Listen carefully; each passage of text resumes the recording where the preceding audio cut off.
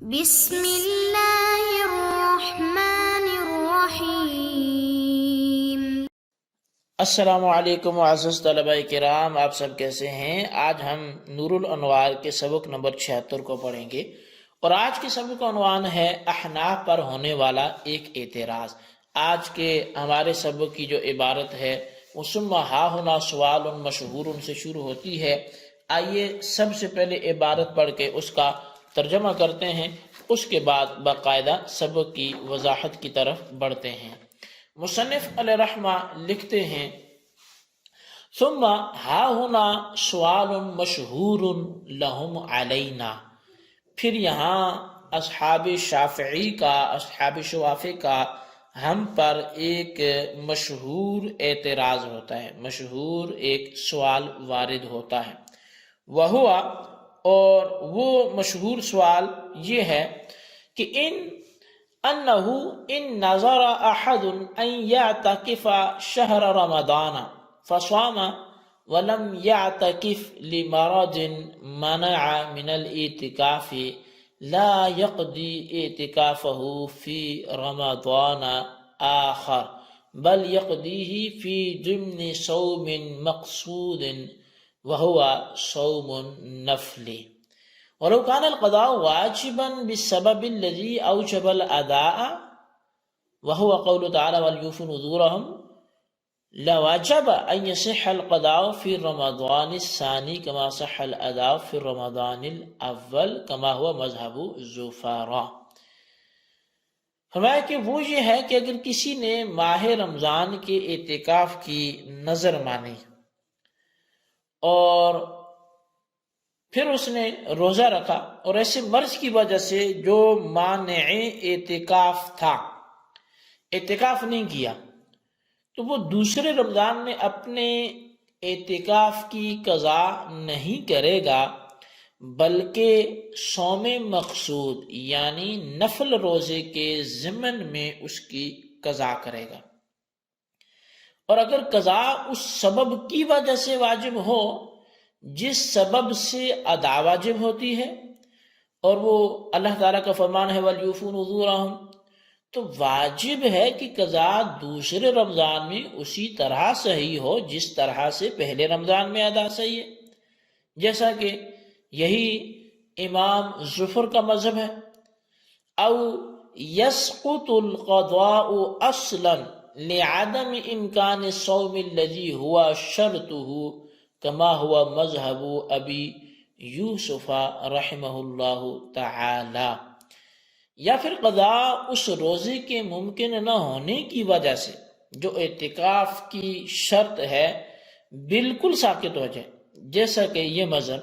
امام ابو یوسف رحمۃ اللہ تعالی علیہ کا ہے۔ فعلم ان سبب القضاء التفویت والتفویت مطلق عن الوقت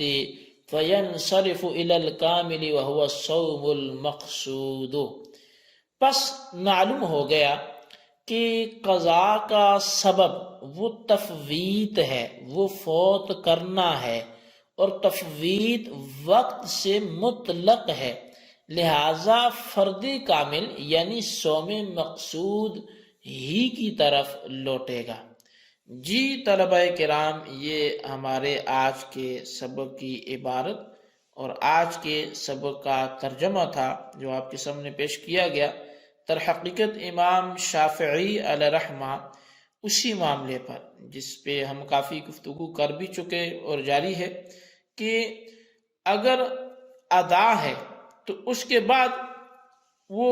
وقت پر ادا نہ ہونے کی وجہ سے چیز قضا ہو جاتی ہے، تو قضا کا سبب کیا ہے؟ کوئی نیا حکم وارد ہے، نئی نص اس پر سبب بنے گی، یا سابقہ نص سے ہی قضا لازم آئے گی؟ تو اس حوالے سے چونکہ احناف کا جو مذہب ہے وہ یہ ہے کہ جو ادا کا سبب ہے وہی قضا کا سبب ہے، جس نص سے یعنی ادا واجب ہوئی ہے اسی نص سے قضا بھی واجب ہوئی ہے، قضا کے لیے کوئی الگ سے نص نہیں آئی۔ جبکہ امام شافعی اور جو مذہب شوافع کے رہنما علماء ہیں تو وہ اس کے ساتھ ساتھ قضا کے جو وجوب کا سبب ٹھہراتے ہیں وہ تفویت وغیرہ کو ٹھہراتے ہیں۔ تو اس حوالے سے شارح نور الانوار ملا جیون علیہ رحمہ اس عبارت میں اصحاب شافعی کی جانب سے ہم پر وارد کردہ ایک اعتراض کو نقل فرما رہے ہیں۔ اعتراض کا حاصل یہ ہے کہ اگر کسی شخص نے ایک معینہ رمضان، مثال کے طور پہ 2022 چل رہا ہے تو ہم 2022 کو لے لیتے ہیں، کہ 2022 کے رمضان کے اعتکاف کی نظر مانی، اب پھر ہوا یہ کہ اس نے مذکورہ جو رمضان کا روزہ تو رکھ لیا جس میں نظر مانی تھی، لیکن کسی عذر کی وجہ سے وہ اعتکاف نہ کر سکا، یعنی 2022 کا جو اس نے نظر مانی کہ آئندہ جو رمضان آ رہا ہے میں اس میں اعتکاف کی نظر مانتا ہوں، اب رمضان کے روزے رکھ لیے لیکن اعتکاف کسی بھی عذر کی وجہ سے نہ کر سکا، تو اس کا حکم یہ ہوگا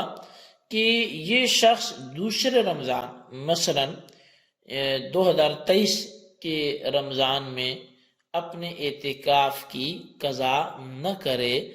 بلکہ رمضان کے علاوہ جو اور دن ہیں، شوال ہے، ذی القعدہ ہے، ذی الحج ہے، محرم، صفر، ربیع الاول، ربیع ثانی، جمادی الاول، جمادی ثانی، رجب، شعبان، یعنی جو رمضان کے علاوہ 11 مہینے ہیں، یہ ان میں صوم مقصود یعنی نفلی روزوں کے ضمن میں اس کی قضا کرے، یعنی کیونکہ اعتکاف کے لیے روزہ شرط ہے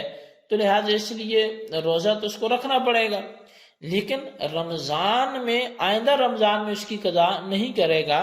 بلکہ اب یہ الگ سے نفل روزے رکھے گا اس اعتکاف کی قضا کے لیے۔ اب ملاحظہ فرمائیے، اگر نظر کے اعتکاف کی قضا کا سبب وہی ہوتا جو ادا کا سبب ہے، یعنی وَلْيُوفُوا نُذُورَهُمْ، اور اپنی نظروں کو پورا کرو، جیسا کہ احناف بھی یہی کہتے ہیں، تو پھر آئندہ رمضان یعنی جو 2023 کا رمضان ہوتا تو اس کے رمضان میں قضا کرنا یہ درست ہونا چاہیے تھا، جیسا کہ پہلے رمضان یعنی 2022 کے رمضان میں ادا کرنا صحیح ہے، تو چنانچہ 2023 کے رمضان میں بھی اس کا ادا کرنا صحیح ہوتا۔ چنانچہ امام ظفر علیہ رحمہ جو احناف کے ائمہ میں سے ایک امام ہیں، ان کا بھی یہی مذہب ہے، اور دلیل اس کی یہی ہے کہ دوسرا رمضان پہلے رمضان کے مثل ہے، کیونکہ دونوں میں روزہ مشروع اور واجب ہے یا قضا بالکل ساقط ہو جاتی ہے، اس لیے کہ مذکورہ مسئلہ میں نظر کے اعتکاف کی شرط موجودہ رمضان یعنی جو 2022 کا رمضان ہے اس کے رمضان کے روزے ہیں، لیکن یہ رمضان گزر گیا جس کا واپس آنا ناممکن ہے، اب یہ تو واپس نہیں آ سکتا، اور دوسرے روزوں کا واجب کرنا بلا موجب یعنی واجب کرنے والے کے واجب کرنے کے وہ بلا موجب کے چونکہ واجب کرنا ہے، بغیر واجب کرنے والے کے واجب کرنا ہے، حالانکہ بغیر واجب کرنے والے کے کسی چیز کو واجب نہیں کیا جا سکتا، حالانکہ بغیر موجب کوئی چیز واجب نہیں کی جاتی، اور یہ بھی مسلم ہے کہ اعتکاف بغیر روزے کے درست نہیں ہوتا، تو لہٰذا جب رمضان اول معدوم ہو گیا اور دوسرے رمضان کے روزے بلا موجب کے واجب نہیں کیے جا سکتے اور بغیر روزے کے اعتکاف بھی درست نہیں ہوتا، تو قطعی طور پر عاجز ہونے کی وجہ سے اعتکاف کی جو قضا ہے وہ ساقط ہو جائے گی۔ یہی امام ابو یوسف کا مذہب ہے۔ بہرحال علماء احناف میں سے محققین کے نزدیک اعتکاف کی قضا نہ تو ساقط ہوتی ہے اور نہ دوسرے رمضان میں درست ہے، تو معلوم ہو گیا کہ اعتکاف کی قضا کا سبب تفویت ہے، یعنی فوت کرنا ہے، اور تفویت وجوب قضا کا سبب ہے، یعنی وجوب قضاء کا سبب مطلق عن الوقت ہے، یعنی اس کا کوئی وقت متعین نہیں ہے، اور جب تفویت مطلق عن الوقت ہے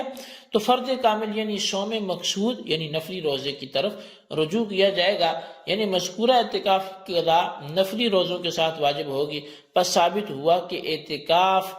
اعتکاف منظور کی قضاء اس سبب سے واجب نہیں ہوتی جس سے ادا واجب ہوتی ہے، بلکہ ادا کا سبب آیت وَلْيُوفُوا نُذُورَهُمْ ہے اور قضاء کا سبب تفویت ہے۔ جی طلبہ کرام، یہ ہمارے آج کے سبق کے حوالے سے کچھ گزارشات تھی جو امام شافعی کی طرف سے ہمارے یعنی احناف کے مذہب پر ایک اعتراض تھا، ایک سوال تھا۔ اس کو اچھی طرح سمجھے، اپنے رجسٹر پر خلاصتاً نوٹ کریں اور اس کا جواب انشاءاللہ آئندہ سبق میں دیا جائے گا۔ تو خلاصہ لکھنے کے ساتھ ساتھ ان سوالات کے جوابات بھی دیں۔ سوال نمبر 1 یہ ہے کہ اعتکاف جس کی نظر مانی گئی تھی اور قضا کرنا ہے، اس کے حوالے سے امام ظفر کا مذہب کیا ہے، تحریر کریں۔ اور سوال نمبر 2 یہ ہے کہ اسی حوالے سے امام ابو یوسف اور محققین احناف کا مذہب بھی تحریر کریں۔ اللہ تبارک و تعالیٰ سے دعا ہے جو کچھ ہم نے پڑھا سنا اسے یاد رکھنے کی توفیق نصیب فرمائے، آمین بجاہ النبی الامین صلی اللہ علیہ وسلم۔